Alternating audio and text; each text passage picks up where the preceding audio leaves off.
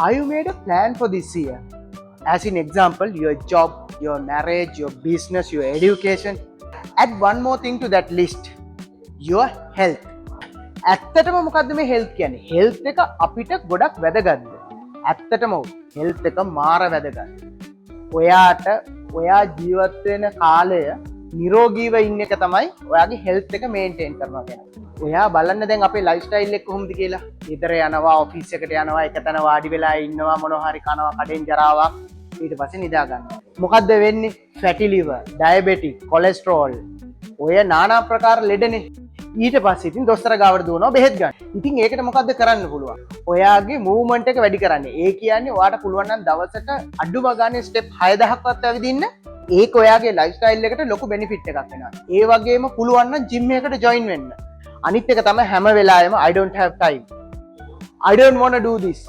ඒ වගේ වචන පාවිච්චි කරන්නවත් එපා. එයා ජිම් එකකට යන්න. Not for body building, but for maintain your health. body building කියන්නේ ක්‍රීඩාවක්. ඇත්තට බොඩි බිල්ඩින් කරන අය ප්‍රතිශතයක් වශයෙන් ගත්තොත් බොහොම චුට්ටක්. ඔයාට පුළුවන් නම් ඔයාගේ හෙල්ත් එක මේන්ටේන් කරන්න ජිම් එකට යන්න. අන්න ඔයා දිනු.